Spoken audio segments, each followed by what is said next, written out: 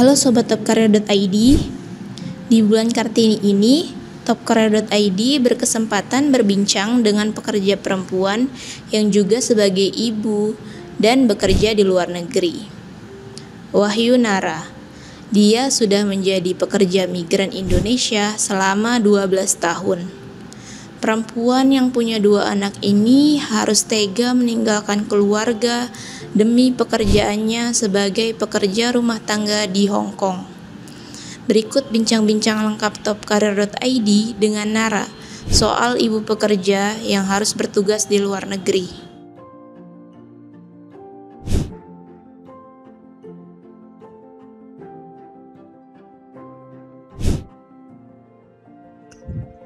Dan Nara boleh perkenalkan diri, terus kemudian nama, terus kemudian sekarang bekerja sebagai pekerja migran di mana? Iya, halo, nama saya Wahyu Nara. Saya pekerja migran asal Ngawi, Jawa Timur. Saat ini saya bekerja sebagai seorang domestic workers di Hong Kong. Sudah 10 tahun di Hong Kong, tapi sebelum itu saya pernah bekerja di Taiwan selama 2 tahun. Jadi totali saya sudah bekerja sebagai pekerja migran selama 12 tahun. 12 tahun. Lama juga ya. Kirain cuma baru 2 tahun gitu, ternyata 12 tahun. Dari tahun berapa itu berarti, Mbak? Dari tahun 2012. Oh, 2012. Oke. Mbak, nanya-nanya nih ya soal pekerja migran. Awalnya tuh kenapa sih memutuskan sampai harus kerja di luar negeri gitu?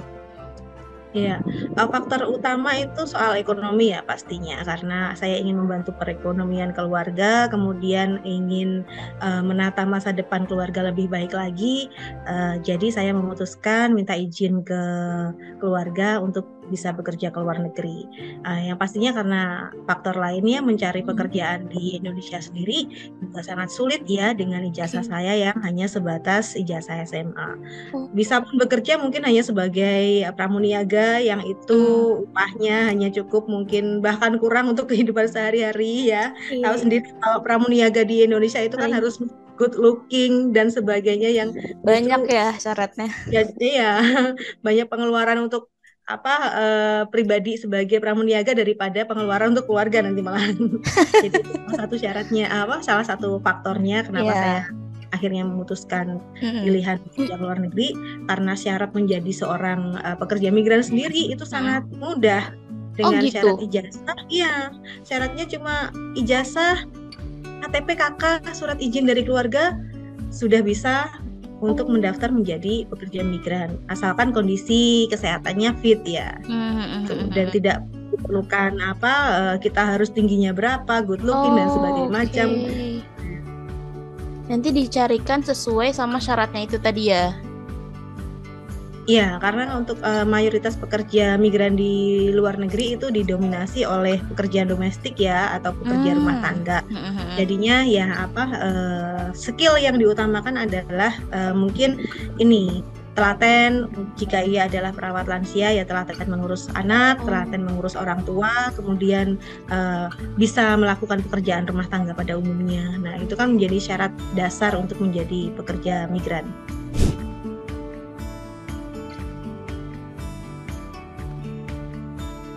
Mbak, berarti kan kerja nih ya di luar negeri, ninggalin keluarga Iya, betul. Saya ada 2 orang anak perempuan yang saya tinggalkan dan saya tinggal kedua orang tua saya. Dan rasanya ya berat nggak berat, tapi itu terpaksa saya lakukan ya karena faktor keadaan.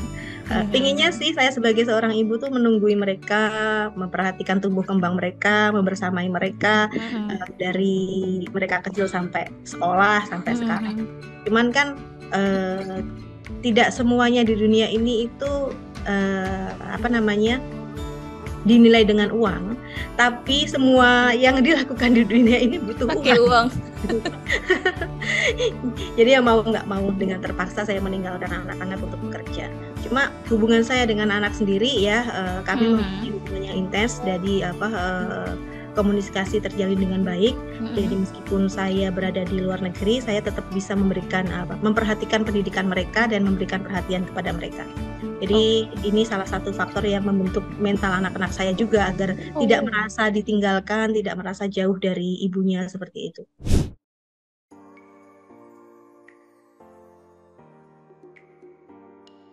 Kalau misalkan sebagai perempuan kerja di luar negeri itu kayaknya, apalagi dulu ya, kayaknya tuh serem banget gitu. Kayaknya takut dia apa-apain, takut kenapa-napa, apalagi sebagai asisten rumah tangga gitu ya. Iya. Buat Mbak Nara sendiri gimana? Pas awal-awal gimana sih Mbak? Takut nggak sih? Iya, karena tidak dipungkiri image pekerja rumah tangga itu kan di masyarakat kita cenderung sebagai pekerja yang kayaknya kurang dihargai, kemudian sering mendapat penyiksaan, apalagi berita-berita di televisi. Iya, betul. Gitu kan ya. Awalnya saya juga mengalami ketakutan seperti itu. Bagaimana nanti kalau di sana saya juga diginikan sama majikan? Nanti kalau saya ada masalah saya harus bagaimana gitu. Yep. Dari situlah saya belajar apa sih yang boleh dan tidak boleh, ataupun saya mencari tahu perlindungan hukum seperti apa nanti di negara penempatan itu.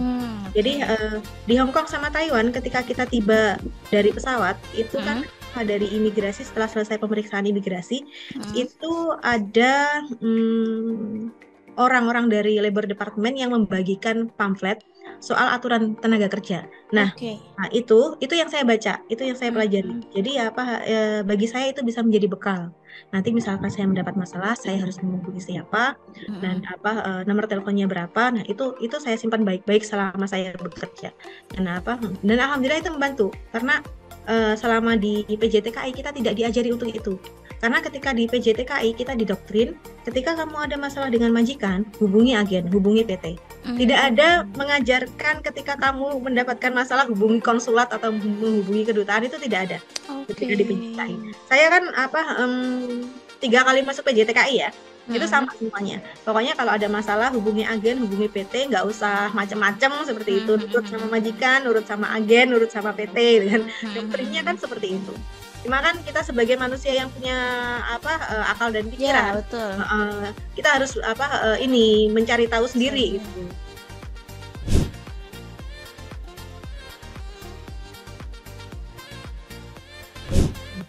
Mbak Nara sendiri pernah ngalamin majikannya galak banget gitu nggak, atau aneh-aneh gitu nggak?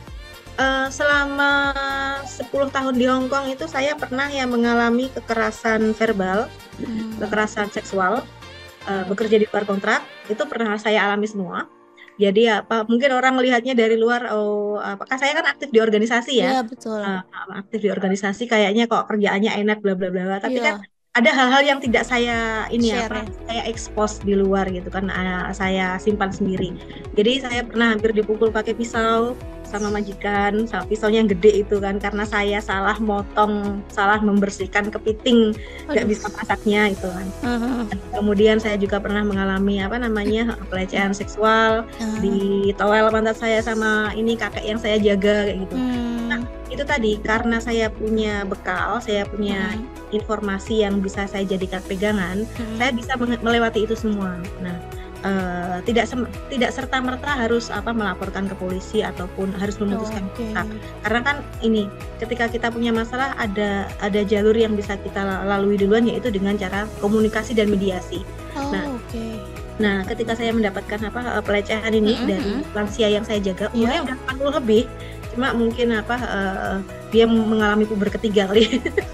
Nah, saya sampaikan ke anaknya, orang tuamu melakukan hal seperti ini terhadap saya gitu. Nah, ini tidak baik. Tolong dikasih tahu. Kalau di lain waktu dia melakukan hal seperti itu lagi, saya akan lapor ke sini. Saya akan lapor ke polisi, saya akan melapor ke konsulat saya. Dan setelah itu si kakeknya ini dikasih tahu sama keluarga, nggak boleh seperti itu lagi. Dan itu alhamdulillah berhasil menghentikan dia dari keusilannya atau mata saya atau ya maklumlah kalau bahasa bahasa sininya mungkin kakeknya kan genit gitu loh. Iya. Nah, kalau saya tidak berani menghentikan, Ya, itu betul. akan terjadi terus.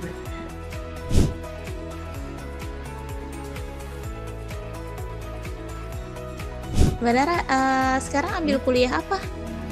Saya kuliah di Universitas Terbuka, ambil jurusan hukum. Oh, Ini masuk sudah semester terakhir. Oh, itu ngebagi waktunya gimana Mbak? Belajar juga, Lumayan ini ya, kerja di luar negeri. lumayan terjungkal-jungkal. Iya, makanya kan serem ya. Bekerja, berorganisasi, terus kuliah, juga masih ngurusin keluarga yang di rumah dari. Wah, ini Kartini beneran loh ini. Karena saya pengennya gini, mumpung masih ada kesempatan. Nah, karena ketika kita bekerja di luar negeri, khususnya di kondisi pekerjaan saya yang sekarang itu alhamdulillah sudah lebih baik dari sebelum-sebelumnya. Jadi saya memutuskan untuk ambil kuliah. Jadi kalau di majikan yang sebelumnya mungkin saya tidak punya ruang privasi sendiri, tidak punya kamar sendiri. Nah, kalau yang sekarang ini saya sudah 5 tahun di majikan yang sama, itu saya punya privasi sendiri, punya kamar sendiri, wifi juga disediakan. Kemudian jam 9-10 malam itu sudah selesai bekerja, artinya di atas jam 10 malam itu bisa saya gunakan untuk waktu pribadi saya gitu. Oke.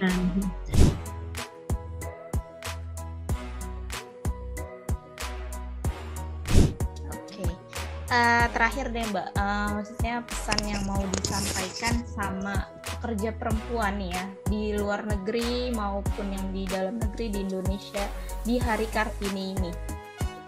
Iya, untuk teman-teman pekerja migran di luar negeri maupun teman-teman pekerja perempuan yang ada di Indonesia, kita tetap semangat. Apapun pekerjaan kita sebagai perempuan, semua pekerjaan yang kita lakukan itu berharga. Jadi jangan merasa rendah diri. Dan meskipun mungkin dalam pandangan masyarakat pekerjaan kita itu dinilai rendah, tapi percayalah, kita perempuan itu bisa mempunyai value, bisa mempunyai nilai yang tinggi asalkan kita mampu untuk menunjukkannya dengan cara mengaktualisasi diri, dengan belajar banyak hal. Jadi akan banyak sisi positif yang bisa dilihat oleh orang lain terhadap diri kita. Oke, sip, mantap banget ya pesannya.